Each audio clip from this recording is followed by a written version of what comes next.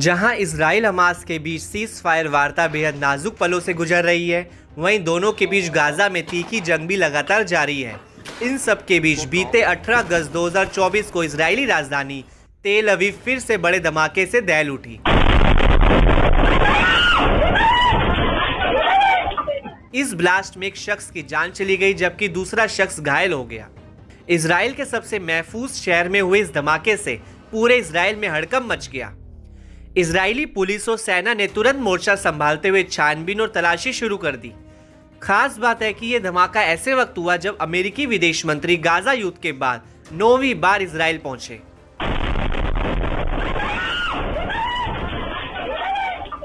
हालांकि अब तेल अवीव पर हुए धमाके की जिम्मेदारी ले ली गई है। हमास की मिलिट्री विंग अल कसम ब्रिगेड और फिलिस्तीनी इस्लामिक जिहाद आंदोलन की मिलिट्री विंग अल कुदस ब्रिगेड ने 18 अगस्त 2024 को तेल अवीव में शहीद ऑपरेशन की जिम्मेदारी ली। दोनों गुटों ने अपने ज्वाइंट स्टेटमेंट में बताया कि 1948 के कब्जे वाले फिलिस्तीनी इलाकों में शहादत अभियान तब तक सबसे आगे रहेंगे जब तक इजराइल के नरसंहार, नागरिकों का विस्थापन और हत्याएं जारी रहेंगी। फिलिस्तीनी प्रतिरोध की ओर से सालों से इस तरह के शहीदी अभियानों को अंजाम तक नहीं पहुंचाया जा रहा था।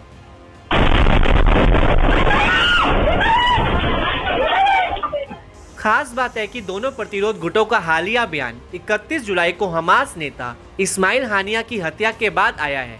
हालांकि ईरान में हानिया की हत्या के आरोपों को ना तो इजराइल ने कभी माना और ना ही इनकार किया है। इजरायली मीडिया की ओर से शेयर किए गए वीडियो फुटेज में कथित हमलावर को विस्फोट से ठीक पहले एक बड़ा बैग पहने हुए सड़क पर चलते हुए दिखाया गया है। सरकार के प्रवक्ता डेविड मेंसर ने कहा कि एक शख्स विस्फोटकों से भरा बैग ले जा रहा था, लेकिन विस्फोटक को घनी आबादी ले जाने से पहले इसमें विस्फोट हो गया। बता दें कि धमाका इतना जबरदस्त था कि इससे जुड़ा एक सीसीटीवी भी सामने आया है, जिसमें ब्लास्ट होते हुए कई लोग डर जाते हैं और बचने के लिए इधर उधर भागते चिल्लाते दिखते हैं।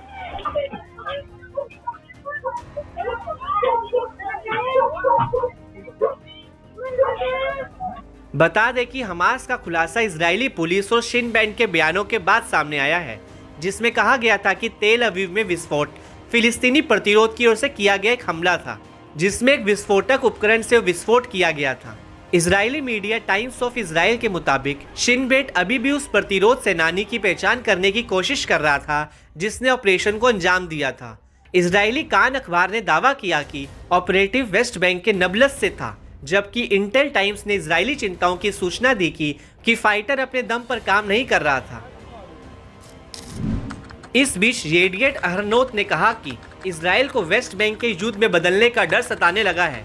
हमास मजबूत हमलों को अंजाम देने के लिए 10वीं ब्रिगेड की भर्ती और फंडिंग कर रहा है, साथ ही विस्फोटक उपकरणों का इस्तेमाल और रॉकेट बनाने की कोशिश कर रहा है।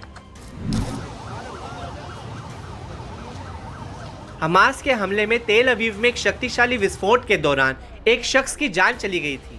इजरायली अधिकारियों ने पुष्टि की कि विस्फोट ट्रक पर रखे विस्फोटक उपकरण के कारण हुआ था। ये घटना जो शहर के एक व्यस्त इलाके में हुई, जिसने पुलिस को बड़ी जांच के लिए जोर डाला है, जो हमले के पीछे संभावित मकसद की तलाश कर रहा है।